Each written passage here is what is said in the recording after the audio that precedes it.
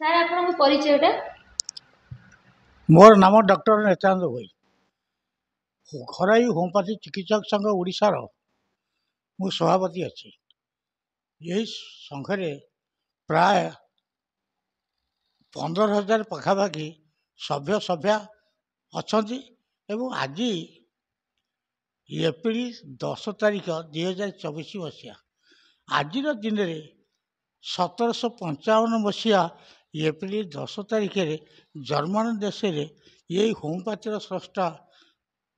Christian Frederick Samuel हिनीमान जन्मग्रहण करते सी छोट बेलू डाक्तर हाँपाई चिंता करके शेष को से एमती भाग में पाठशाला पढ़ी एलोपैथिक डॉक्टर से होते जहाँ को एत से गवेषणा करते सी जड़े रसायनविद एवं विभिन्न देश में ज्ञान आहरण कर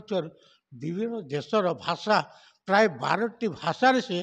भाषा तत्वविद थे एवं एलोपैथिक डॉक्टर से होते प्रोफेसर होते मेडिकल कॉलेज रे शेष से देखले ये औषध द्वारा शरीर में गोटे रोग भले आउ गोटे रोग बाहर पड़ू तेणु त्याग कर होम्योपैथी औषध से आरंभ करते इमिति भाग तैयारी करते जहाँकि समग्र विश्व आज ताकू देखुची 1842 मसीह आम देशर जड़े सुना व्यवसायी जर्मन देश जाए व्यवसाय करुले ना रणवीर सिंह सी से अनुप्राणित हो होम्योपैथी शिक्षा ग्रहण कर भारत में आसी समग्र भारतवर्षी होम्योपैथी ये औषधर प्रसार करते महात्मा हिनीमानकर जो रोग चिकित्सा प्रणाली एवं तक पुस्तक सब अध्ययन कर समग्र भारत वर्ष में प्रसार करते सेतेबेले इंग्रेज सरकार भारत को राजनीति करथिला से इंग्रेज सरकार 1896 मसीह होम्योपैथी औषध को मान्यता दे आईन रे परिणत करथिले 1947 मसीह भारत स्वाधीन होगा पर 1950 मसीह से आईन को आम भारत सरकार लागू करथिले सेतेबेले केवल यही प्राक्षर मान प्रैक्टिस कर रोगी चिकित्सा करुले एवं यही मानक तत्कालीन सरकार प्राक्शनर होम्योपैथी प्राक्शनर बोली आख्या देते 1956 मसीह सरकार पुनर्बार आईन में परिणत करते आज यही अवसर में जो महात्मा प्राक्शनर से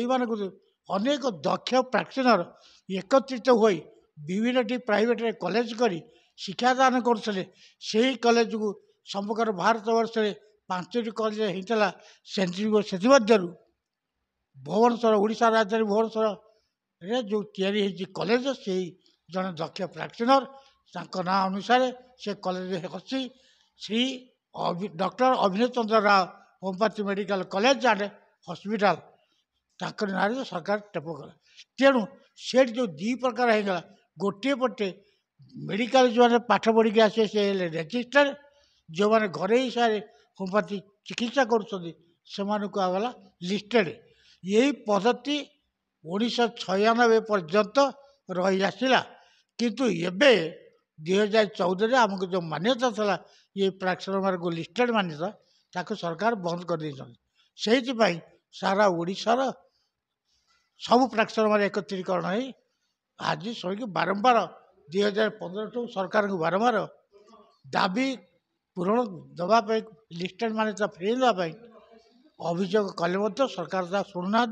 आज दिन में केवल आम 270तम जयंती महात्मा हिनीमानकर